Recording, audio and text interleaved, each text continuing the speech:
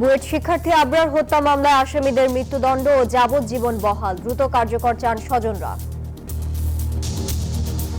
এই প্রক্রিয়াগুলো যাতে কার্যতালিকায় নিয়ে এসে দ্রুত শেষ করা হয়। এখনো হয়তো অনেকগুলো স্টেপ বাকি আছে, সেগুলো যাতে দ্রুতই যাতে সম্পন্ন হয় সেটা আমাদের চাওয়া থাকবে। এই রায় ক্যাম্পাসে অপরাজনীতির বিরুদ্ধে সতর্ক বার্তা, বলছেন অ্যাটর্নি জেনারেল। আবরার ফাহাদের মৃত্যু এক্সপোজ করেছে যে রাজনৈতিক ফ্যাসিজম কিভাবে দিনে দিনে বাড়তে পারে।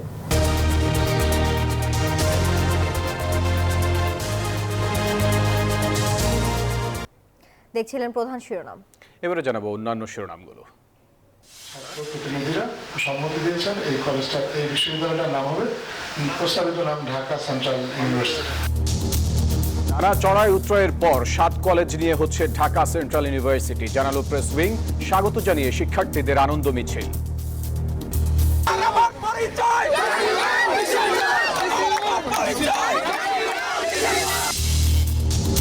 ক্ষমতায় গেলে জুলাই গণহত্যার বিচার করবে বিএনপি, বললেন তারেক রহমান। মৌলিক ইস্যুতে রাজনৈতিক ঐক্যের আহ্বান।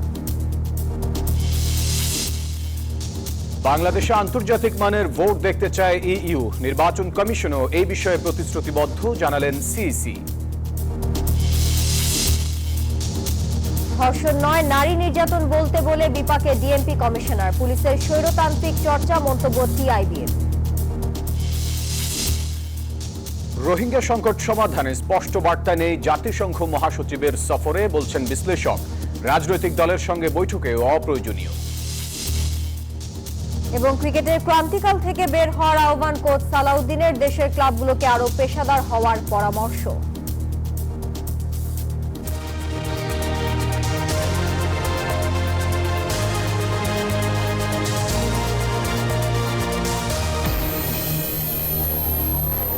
দর্শক স্বাগত নিউজ 24 সংবাদে। পুরো সংবাদে আপনাদের সাথে আছি আমরা দুজন, আমি ফয়সাল মাহমুদ এবং আমি তানিয়া হারুন। এতক্ষণ দেখছিলেন অন্যান্য শিরোনামগুলো। চলে যাব পুরো খবরে। বুয়েট শিক্ষার্থী আবরার ফাহাদ হত্যা মামলায় 20 জনের মৃত্যুদণ্ড ও 5 জনের যাবজ্জীবন সাজা বহাল রেখেছেন হাইকোর্ট। এদিকে সাজা দ্রুত কার্যকর চান আবরারের স্বজনরা। এই রায়ের মধ্য দিয়ে ক্যাম্পাসে অপরাজনীতির বিরুদ্ধে সতর্ক বার্তা বলে মন্তব্য করেছেন অ্যাটর্নি জেনারেল। 2019 সালের 6 অক্টোবর বুয়েটের শেরেবাংলা হলে আবরার ফাহাদকে দফায় দফায় পিটিয়ে হত্যা করে তৎকালীন ছাত্রলীগের নেতাকর্মীরা। আবরার তখন বুয়েটের তড়িৎ ও ইলেকট্রনিক্স প্রকৌশল বিভাগের 2য় বর্ষের শিক্ষার্থী। সারা রাত নির্যাতন চালিয়ে হত্যা করে মরদেহ ফেলে রাখা হয় সিঁড়ির নিচে। এ ঘটনার প্রতিবাদে ফুঁসে ওঠে বিভিন্ন ক্যাম্পাস। বন্ধ করে দেয়া হয় বুয়েটের ছাত্র রাজনীতি। 3 দিনের মধ্যে 22 জনকে গ্রেপ্তার করা হয়, যাদের কেউ 6 বছরের জামিন পাননি। 2021 সালের 8 ডিসেম্বর ঢাকার দ্রুত বিচার ট্রাইব্যুনাল 1 আবরার ফাহাদ হত্যা মামলায় বুয়েটের 20 শিক্ষার্থীকে মৃত্যুদণ্ড ও 5 আসামিকে যাবজ্জীবন দণ্ড দেন। এই রায়ের ডেথ রেফারেন্স ও জেল আপিলের শুনানি শেষ করে রোববার 2 বিচারপতির হাইকোর্ট বেঞ্চ রায় ঘোষণা করেন। বিচারিক আদালতের রায়কে সঠিক ও যুক্তিযুক্ত মনে করে 20 জনের মৃত্যুদণ্ড বহাল রেখেছেন উচ্চ আদালত। বহাল রাখা হয়েছে 5 জনের যাবজ্জীবন সাজা। অ্যাটর্নি জেনারেল জানান, আবরার ফাহাদ জীবন দিয়ে অসংখ্য জীবন রক্ষা করে গেছেন। আবরার ফাহাদের মৃত্যুর যে প্রতিক্রিয়া, সেই ঘটনার পরে শিক্ষা প্রতিষ্ঠানে এই বিভৎস চিত্র আর আমরা খুব বেশি দেখি নাই। সহিংসতা ছিল, ফ্যাসিজমের যে বৈশিষ্ট্য, সেই বৈশিষ্ট্যগুলো ওখানে প্রয়োগ। আপাতত মনে হবে যে সব ঠিকঠাক আছে, বাস্তবে এমনভাবে নিয়ন্ত্রণ করা হতো। আবরার ফাহাদের মৃত্যু সেই জায়গাটাকে একটা পজ দিয়ে গেছে। আবরার ফাহাদ তার জীবন দিয়ে এরকম অসংখ্য অগণিত আবরার ফাহাদের জীবন রক্ষা করে গেছে। ক্যাম্পাসে অপরাজনীতিতে না জড়াতে শিক্ষার্থীদের প্রতি আহ্বান জানান আবরারের বাবা। আর কারাগার থেকে আসামি জেমির পালিয়ে যাওয়ায় ক্ষুব্ধ আবরারের ছোট ভাই। সে হচ্ছে এমন একজন যে হচ্ছে তাকে রুমে ডেকে নিয়ে গেছে এবং মারার সময় যে উপস্থিত ছিল এমন একজন হচ্ছে সেখান থেকে পালিয়ে চলে গেছে। মানে এটা তো আসলে আবার পালাই গেছে, ওই টাইমে অনেকে পালিয়ে গেছে, কিন্তু সেই জিনিসটা কেন লুকিয়ে রাখা হলো, ইভেন কেন হচ্ছে 6 মাস পরে জানানো হলো, তা নিয়ে আসলে আমাদের কাছে কোনো পরিষ্কার উত্তরও আসলে এখনো পাই নাই। এখানে তো বাবা মার কোনো দোষ নাই, কিন্তু তাকে তো লেখাপড়া করার জন্য পাঠানো হয়েছে। কিন্তু সেই ছেলেরা এসে যদি মানে ফেসিম ঈদের বিভিন্ন ঈদের প্রলোভনে পড়ে যদি নষ্ট হয়ে যায়, তখন তো বাবা মাও কষ্ট হয়ে থাকে। হ্যাঁ, এই জন্য আমার ছাত্রদের কাছে আবেদন থাকবে, তারা যেন এই সমস্ত খারাপ রাজনীতিতে যেন জড়িত না হয়। এদিকে রায়ের বিরুদ্ধে আপিল করার কথা জানিয়েছে আসামি পক্ষ। রায়ের সার্টিফাইড কপি হাতে পাওয়ার পরপরই মহামান্য আপিল বিভাগে আপিল করিব। আবরারের হত্যার সঙ্গে জড়িত 25 আসামির 4 জন পলাতক, এরা সবাই মৃত্যুদণ্ডপ্রাপ্ত আসামি। বুয়েট শিক্ষার্থী আবরার ফাহাদ হত্যাকাণ্ড মামলা বিচারিক আদালতের রায় বহাল রাখল হাইকোর্ট। ফলে রায় কার্যকরে আর কোনো বাধা না থাকলেও হাঁটতে হবে আরও কিছুটা পথ। আর এই পথ যাতে মসৃণ হয়, দ্রুতই কার্যকর হয় আসামিদের সাজা, এমনটাই দাবি স্বজন এবং সহপাঠীদের। নাইম আলচিকো, নিউজ 24, ঢাকা। এদিকে এই রায়ের সন্তোষ প্রকাশ করেছেন আবরারের মা রোকেয়া খাতুন। দ্রুত রায় কার্যকর ও পলাতক আসামিকে গ্রেফতারের দাবি জানিয়েছেন তিনি। আবরারের পরিবার থেকে বলা হয়েছে, শিক্ষা প্রতিষ্ঠানে গিয়ে এরকম আর কোনো মায়ের কোল যেন খালি না হয়। আমরা সবাই সন্তুষ্ট, আর আমরা চাই যে দ্রুত সময়ের মধ্যে এই রায়টা কার্যকরী করা হোক। বর্তমান প্রশাসনের যারা আছেন তাদের কাছে আমাদের দাবি এটাই, পূর্বের 3 জন এবং যে 6 আগস্টের 5 আগস্টের পরে যে পালাইছে তাদেরকে যেন দ্রুত সময়ের মধ্যে তাদের জন্য গ্রেপ্তার করা হয়। তারা যেখানেই থাক সেখান থেকে তাদেরকে যেন আইনের আওতায় এনে তাদের প্রতি যে রায় আছে ওইটা যেন কার্যকরী করা হয়। আমরা চাই যে এই শিক্ষা প্রতিষ্ঠানগুলো রাজনীতিমুক্ত হোক। শিক্ষা প্রতিষ্ঠানে যারা দায়িত্বে থাকে, প্রশাসনে থাকে, তারা যেন কঠোরভাবে তাদের চেয়ারে বসে দায়িত্বটা পালন করে। আর আমাদের সন্তানের মতো যেন এইভাবে আর আবরারের মতো দ্বিতীয় সন্তান না যায়। রাজধানীর সরকারি 7 কলেজ নিয়ে নতুন বিশ্ববিদ্যালয়ের নাম চূড়ান্ত করেছে ইউজিসি, আর এটির নাম হতে যাচ্ছে ঢাকা সেন্ট্রাল ইউনিভার্সিটি। রবিবার রাজধানীর আগারগাঁওয়ে ইউজিসি ভবনে শিক্ষার্থীদের 32 সদস্যের প্রতিনিধি দল নিয়ে অনুষ্ঠিত সভায় এই সিদ্ধান্ত নেওয়া হয়। স্বাগত জানালো শিক্ষার্থীরা। অবসান হলো রাজপথে তিতুমির শিক্ষার্থীদের টানা বিক্ষোভ অবরোধ। ঢাকা বিশ্ববিদ্যালয় থেকে সম্পর্ক ছিন্ন করার দাবিতে প্রথমে রাজপথে 7 কলেজ শিক্ষার্থীদের বিক্ষোভ, কখনো সড়ক অবরোধ, সংঘর্ষ, সংঘাত। এর মধ্যে আলাদা বিশ্ববিদ্যালয়ের দাবিতে রাজপথের সরব ছিল তিতুমির কলেজ শিক্ষার্থীরা। অবশেষে 7 কলেজ পেল আলাদা বিশ্ববিদ্যালয়। প্রস্তাবিত নাম দেয়া হয়েছে ঢাকা সেন্ট্রাল ইউনিভার্সিটি, সিসিইউ। ইউজিসির এমন সিদ্ধান্তের পর স্বাগত জানিয়ে মিছিল করেছে 7 কলেজ শিক্ষার্থীরা। প্রত্যেকটা ফ্যাকাল্টিতে আমরা এরকমভাবে আমাদের এই 5 দফা দাবিটা দিয়েছি। আমরা জানি যে আমাদের 7 কলেজ নিয়ে বিশ্ববিদ্যালয়ের রূপান্তর হবে, সেটা আজ হোক কাল হোক হবে ইনশাল্লাহ, আমরা এটা নিয়ে আশাবাদী। কিন্তু তারা আমাদের সেই জিনিসটাকে কোনো আমলে নেয় না। 5 তারিখ দিচ্ছে, আজকে 26 তারিখ শেষ, আগামী দিন 27 তারিখ। এখন পর্যন্ত তারা এটা নিয়ে কোনো ধরনের পরিকল্পনা, পদক্ষেপ গ্রহণ করে নাই। রোববার বিশ্ববিদ্যালয় মঞ্জুরি কমিশনে ইউজিসি 7 কলেজের শিক্ষার্থী প্রতিনিধিদের সঙ্গে ইউজিসি চেয়ারম্যান SM-A ফায়েজ সহ অন্যদের এক সভায় এই সিদ্ধান্ত হয়। এ বিষয়ে ফরেন সার্ভিস একাডেমিতে সংবাদ সম্মেলনে প্রধান উপদেষ্টা প্রেস উইং জানায়, ইউজিসির সবার মতামত নিয়ে রোববার সেই নামের প্রস্তাব চূড়ান্ত করেছেন। ছাত্র প্রতিনিধি তাদের সাথে আলোচনা করে 7টা কলেজ নিয়ে সরকারের পক্ষ থেকে একটা ঘোষণা করা ছিল যে 7টা কলেজকে একটা বিশ্ববিদ্যালয়ের অধীনে নিয়ে আসা হবে। সেই বিশ্ববিদ্যালয়ের একটা নাম প্রস্তাব করা হয়েছে, যেখানে বিভিন্ন কলেজের 7টা কলেজেরই ছাত্র প্রতিনিধিরা সম্মতি দিয়েছেন। এই কলেজটা, এই বিশ্ববিদ্যালয়টার নাম হবে, প্রস্তাবিত নাম ঢাকা সেন্ট্রাল ইউনিভার্সিটি। বিশ্ববিদ্যালয়টি কিভাবে পরিচালিত হবে তার একটি রূপরেখা তৈরি করেছে ইউজিসি। সেই রূপরেখা শিক্ষা মন্ত্রণালয় হয়ে ঢাকা বিশ্ববিদ্যালয়ের সিন্ডিকেট সভায় অনুমোদনের জন্য পাঠানো হয়েছে। রূপরেখায় এই বিশ্ববিদ্যালয় অন্তর্বর্তীকালীন পরিচালনার জন্য অন্তর্বর্তীকালীন প্রশাসক থাকবেন। সেটি হবেন 7 কলেজের অধ্যক্ষের একজন। সোহানুর রহমান, নিউজ 24, ঢাকা। দেশ পরিচালনার সুযোগ পেলে জুলাই গণহত্যার বিচার করবে বিএনপি, এই অঙ্গীকার করেছেন বিএনপির ভারপ্রাপ্ত চেয়ারম্যান তারেক রহমান। বলেছেন, অপরাধীদের বিচার না করলে নতুন অপরাধ হতে পারে। আমরা বিএনপি পরিবার আয়োজিত গণতান্ত্রিক আন্দোলনে গুম ও শহীদ পরিবারের সদস্যদের সম্মানে ইফতার মাহফিলে অনলাইনে যুক্ত হয়ে তারেক রহমান আশা প্রকাশ করেন, দেশের বৃহত্তর স্বার্থে মৌলিক ইস্যুতে ঐক্যবদ্ধ থাকবে সব রাজনৈতিক দল। গণতন্ত্র পুনরুদ্ধার আন্দোলনে গুম ও শহীদ পরিবারের সদস্যদের নিয়ে ইফতার মাহফিল করে আমরা বিএনপি পরিবার। প্রধান অতিথির বক্তব্যে বিএনপির ভারপ্রাপ্ত চেয়ারম্যান তারেক রহমান বলেন, সবসময় নির্যাতিত নিপীড়িত মানুষের পক্ষে আছে বিএনপি। এই মানুষগুলোর আত্মত্যাগের কারণেই কিন্তু গুম আর নিহত পরিবারের প্রতি সহমর্মিতা জানিয়ে তারেক রহমান বলেন, যারা অন্যায় করেছে তাদের বিচার করতে হবে, না হলে নতুন করে অন্যায় হবে। জনগণ বিএনপিকে দেশ পরিচালনার সুযোগ দিলে অবশ্যই হত্যা নির্যাতনের বিচার করার অঙ্গীকার করেন বিএনপির এই শীর্ষ নেতা। যে বিএনপি বাংলাদেশ জাতীয়তাবাদী দল, তাকে যদি বাংলাদেশের মানুষ আগামী দিনে সুযোগ দেয় দেশ পরিচালনার, তাহলে অবশ্যই বিএনপির যেরকম রাজনৈতিক কর্মসূচিগুলো আছে সেই কর্মসূচিগুলোর পাশাপাশি অবশ্যই আমাদের সর্বোচ্চ চেষ্টা থাকবে স্বৈরাচার বিরোধী আন্দোলনে জুলাই আগস্ট মাসে যারা ক্ষতিগ্রস্ত হয়েছেন, নির্যাতিত হয়েছেন, বিভিন্নভাবে যাদেরকে হত্যা করা হয়েছে সেই হত্যাগুলোরও বিচার অবশ্যই ইনশাআল্লাহ আমরা করব। আশা করেন মানুষের বৃহত্তর স্বার্থে মৌলিক ইস্যুগুলোতে একমত থাকবে দেশের সব রাজনৈতিক দল। হতাশ না হতে সবার প্রতি ঐক্যবদ্ধ থাকার আহ্বান জানান তিনি।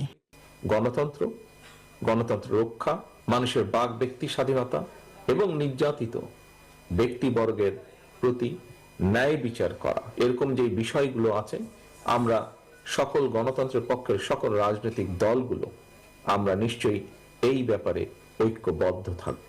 সবাইকে নিয়ে সুন্দর মানবিক বাংলাদেশ গড়ে তোলার শপথ নিতে বিএনপি নেতা কর্মীদের নির্দেশ দেন তারেক রহমান। ফজলে রাব্বি সৌরভ, নিউজ 24, ঢাকা। যত দ্রুত নির্বাচন হবে তত দ্রুত দেশের সংকট দূর হবে, এমনটি বলেছেন বিএনপি মহাসচিব মির্জা ফখরুল ইসলাম আলমগীর। জাতীয় প্রেস ক্লাবে বাংলাদেশ ফেডারেল সাংবাদিক ইউনিয়ন ও ঢাকা সাংবাদিক ইউনিয়ন আয়োজিত ইফতার মাহফিলে তিনি এই কথা বলেন। মির্জা ফখরুল বলেন, বিএনপি সংস্কারের বিপক্ষে নয়, যেসব সংস্কার বাকি থাকবে সেগুলো নির্বাচিত সরকার সংসদে গিয়ে সম্পন্ন করবে। পতিত ফ্যাসিবাদী গোষ্ঠী মাথাচাড়া দিয়ে ওঠার চেষ্টা করছে বলেও অভিযোগ করেন তিনি। বলেন, কোনোভাবেই ফ্যাসিবাদীদের পুনর্বাসনের সুযোগ দেয়া যায় না। কেউ হতাহত হয়েছেন, কেউ শহীদ হয়েছেন, তাকে মেরেও ফেলা হয়। যত দ্রুত নির্বাচন হবে, যত দ্রুত জনগণের নির্বাচিত প্রতিনিধিরা পার্লামেন্টে আসবেন, পার্লামেন্টে এসে তারা একদিকে দেশ পরিচালনা করবেন, অন্যদিকে তার অন্য যে বাকি সংস্কারগুলো রয়েছে যেটা অত্যন্ত প্রয়োজনীয় এবং যেটা করা প্রয়োজন, সেটা আমরা সবাই মিলে একসাথে করতে পারবো। বাংলাদেশে আন্তর্জাতিক মানের একটি জাতীয় নির্বাচন দেখতে চায় ইউরোপীয় ইউনিয়ন। এতে সব ধরনের সহযোগিতা করা হবে বলেছেন ঢাকায় নিযুক্ত ইইউ রাষ্ট্রদূত মাইকেল মিলার। রোববার আগারগাঁওয়ে নির্বাচন ভবনে সিএসি নাসির উদ্দিনের সঙ্গে বৈঠক করেন তিনি। পরে সাংবাদিকদের সামনে আসেন দুজন, জানান আলোচনার বিস্তারিত। রোববার সকালে ঢাকায় নিযুক্ত ইউরোপীয় ইউনিয়নের রাষ্ট্রদূত মাইকেল মিলারের নেতৃত্বে 5 সদস্যের প্রতিনিধি দলের সঙ্গে বৈঠকে বসেন প্রধান নির্বাচন কমিশনার নাসির উদ্দিন। প্রায় 1.5 ঘন্টা আলোচনা শেষে সাংবাদিকদের সঙ্গে কথা বলেন দুজন। সবার সহযোগিতা নিয়ে আমরা ইনশাআল্লাহ। সিসি জানান, নির্বাচনের সার্বিক বিষয় নিয়ে আলোচনা হয়েছে। আর্থিক সহযোগিতা সহ নির্বাচন ব্যবস্থাপনায় সার্বিক সহযোগিতার আশ্বাস দিয়েছে ইইউ। মূলত জানতে এসেছিলেন যে আমরা আগামী নির্বাচনের জন্য আমাদের প্রস্তুতি কিরকম চলছে, তা আমরা ওনাদেরকে জানিয়েছি আমরা যা যা করছি। ওনারা ইউএনডিপির সাথে এবং আইএফএস এর সাথে কোঅর্ডিনেট করে তারপরে আমাদেরকে সহযোগিতার হাত বাড়িয়ে দিবেন। ওনারা বলছেন যে আপনারা আরও একটু চিন্তা ভাবনা করে দেখেন যে যে ধরনের সাহায্য আপনাদের দরকার হবে এই ইলেকশনের জন্য আমরা করতে প্রস্তুত আছি। ইইউ রাষ্ট্রদূত বলেন, একটি আন্তর্জাতিক মানদণ্ডের নির্বাচন দেখতে চান তারা। নির্বাচন সংশ্লিষ্টদের প্রশিক্ষণ দিতেও আগ্রহী EU. Will support the conduct of elections in this country in line with international standards, and we will do this with a significant financial package as well as offering our experience and expertise, and that this extends as well to an offer to deploy an election observation mission should that be the wish of the authorities here in Bangladesh. CEC জানান, একটি ইতিবাচক ও গণতান্ত্রিক নির্বাচন আয়োজন করতে চায় commission. এজন্য পুরোদমে চেষ্টা চলছে। শাহরিয়ার শমিক, নিউজ 24, ঢাকা। 16 ডিসেম্বরের মতো এবছর 26শে মার্চ মহান স্বাধীনতা দিবসেও হচ্ছে না কুচকাওয়াজ। একথা জানিয়েছেন স্বরাষ্ট্র মন্ত্রণালয়ের সিনিয়র সচিব নাসিমুল গনি। বলেন, দেশ এখন আনন্দের মেজাজে নেই। সরকার দেশের অন্তর্বর্তী দায়িত্ব পালন করছে। সরকার একটা যুদ্ধ তৎপরতার মধ্য দিয়ে দেশ পরিচালনা করছে। সচিবালয়ে স্বাধীনতা দিবস এবং ঈদের আইন শৃঙ্খলা পরিস্থিতি নিয়ে সভা শেষে এসব কথা বলেন তিনি। সভায় সভাপতিত্ব করেন স্বরাষ্ট্র উপদেষ্টা অবসরপ্রাপ্ত লেফটেন্যান্ট জেনারেল জাহাঙ্গীর আলম চৌধুরী।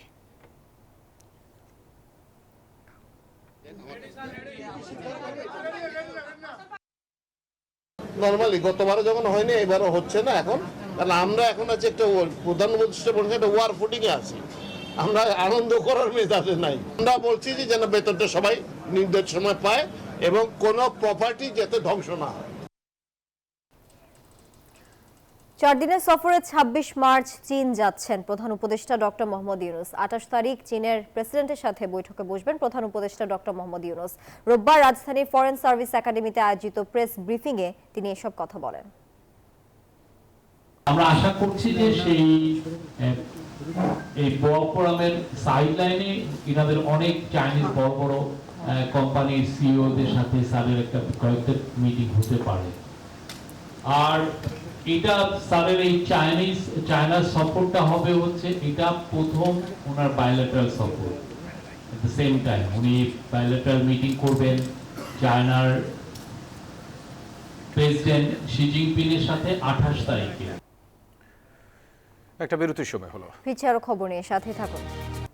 স্বাগত আরো একবার, দেখছেন নিউজ 24 সংবাদ।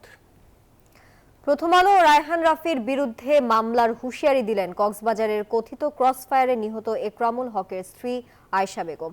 রায়হান রাফি নির্মিত ওয়েব সিরিজ আমলনামায় স্বামীকে নিয়ে ভুল তথ্য ও অপপ্রচারের তীব্র প্রতিবাদ জানিয়ে ফেসবুকে পোস্ট করেছেন তিনি। এদিকে আয়েশা বেগমের করা ফেসবুক পোস্টটি শেয়ার করে এর সঠিক ব্যাখ্যা চেয়েছেন অনুসন্ধানী সাংবাদিক জুলকারনাইন সায়ের। বিস্তারিত ডেস্ক রিপোর্ট।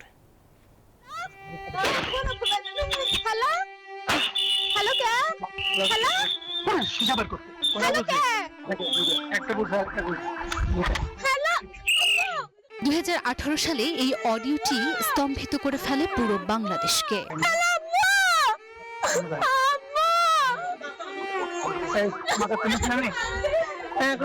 মাদকের বিরুদ্ধে লড়ছিলেন যিনি, তাকেই কিনা কথিত মাদকের অভিযানে র্যাবের গুলিতে প্রাণ হারাতে হয়েছিল। আজ থেকে 7 বছর আগের এমন করুণ দৃশ্যে কেঁদেছিল পুরো জাতি। সম্প্রতি আবারও বিতর্কের সৃষ্টি করেছে টেকনাফের সেই 3 বারের কাউন্সিলর একরাম হত্যার ঘটনা। রায়হান রাফি নির্মিত ওয়েব সিরিজ আমলনামা ওটিটি প্ল্যাটফর্মে মুক্তির পরপরই শুরু হয় আলোচনা।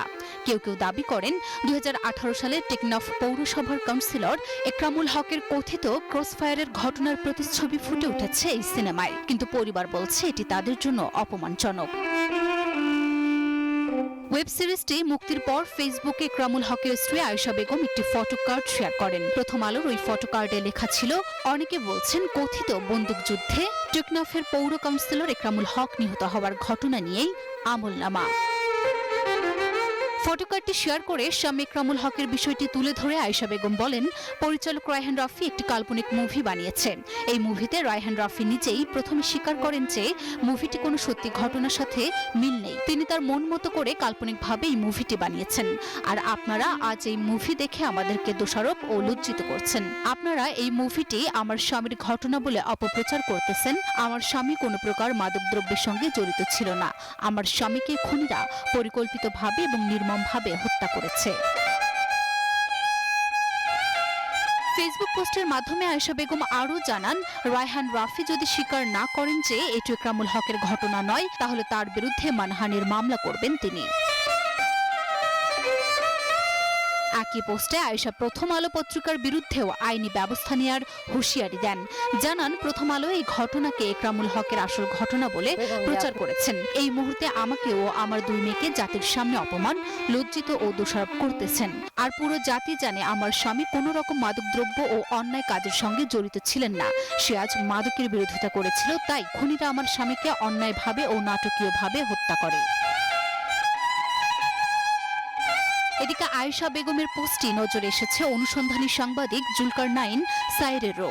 তিনি পোস্টে শেয়ার করে লিখেছেন, আয়েশা বেগমের অভিযোগ গুরুতর। আশা করি রায়হান রাফি এবং প্রথম আলো বিষয়টি স্পষ্টভাবে তুলে ধরবেন অথবা সঠিক ব্যাখ্যা প্রদান করবেন।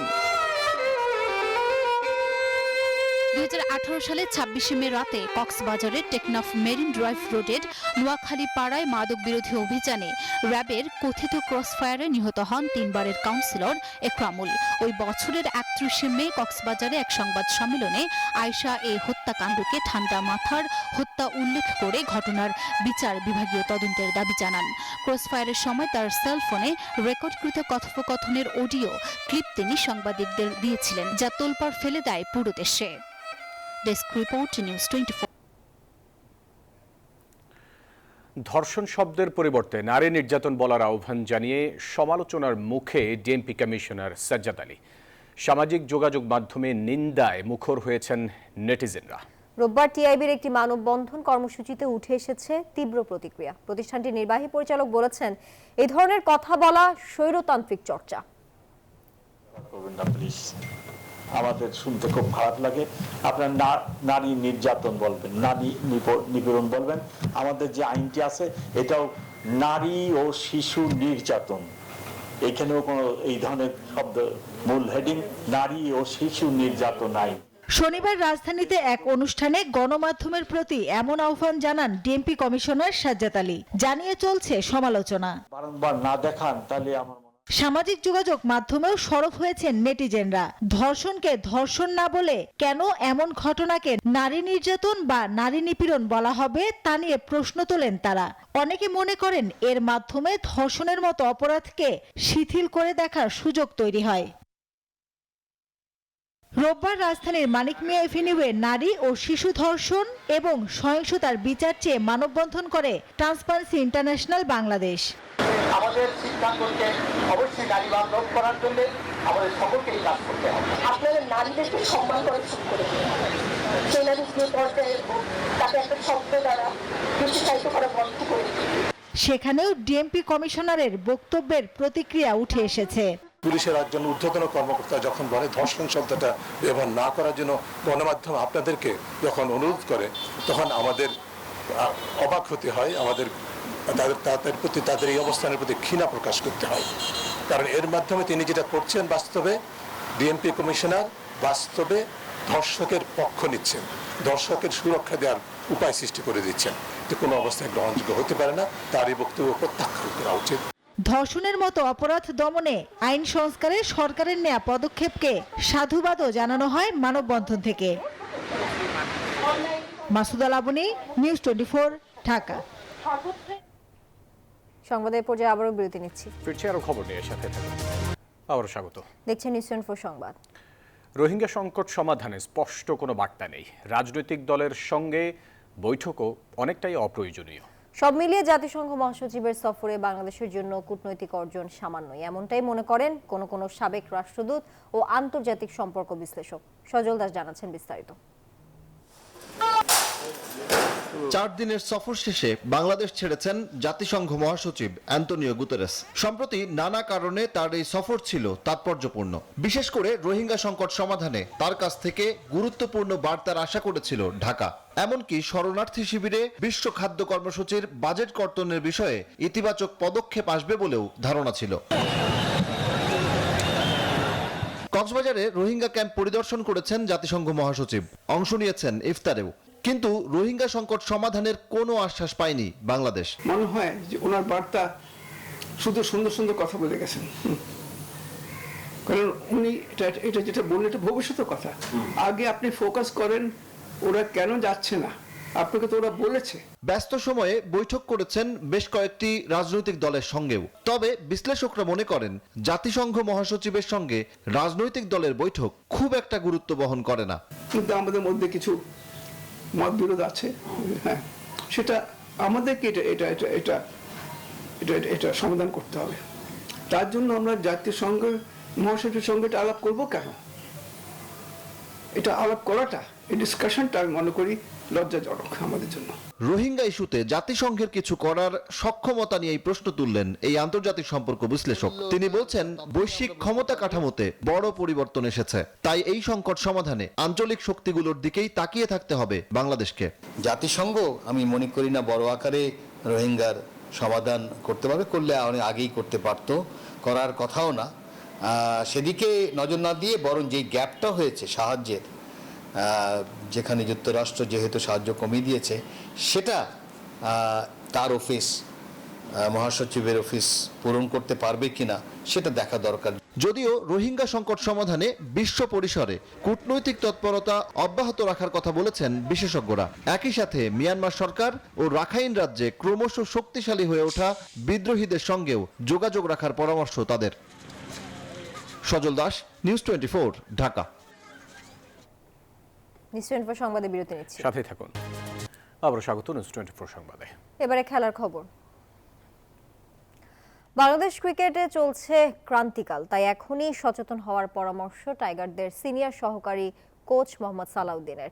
দেশের ক্রিকেটের উন্নয়নের জন্য ক্লাবগুলোকে আরও পেশাদার হওয়ার পরামর্শ দিয়েছেন তিনি। তাদের একটা স্ট্যান্ডার্ড লিগ হয়, সেই লিগ থেকে তারা আসে, একটা সেন্ট্রাল জায়গায় আসে। তাদের তো আসলে মানে ওভারঅল সব দিক দিয়ে তাদের আসলে সবকিছু আছে, সেটা বলেন প্লেয়ার বলেন, অর্গানাইজার বলেন, ফ্যাসিলিটিস বলেন, সব দিক দিয়ে তারা অনেক দিক দিয়ে এগিয়ে আছে। তো এই কারণে আফগানিস্তান যদি টিম দেখেন, এখন দেখা গেল হয়তো 15-20টা ছেলে বাইরে ক্রিকেট খেলে, তো আমাদের ছেলেরা তো বাইরে ক্রিকেট খেলে না। তো আমরা যদি তারা যদি বাইরে ক্রিকেট খেলতো তখন হয়তো তাদের কিন্তু মেন্টাল গ্রো আপটা সেরকমভাবে হয়ে যেত। এই ছিল নিউজ 24 সংবাদে। এতক্ষণ সঙ্গে থাকার জন্য সবাইকে ধন্যবাদ।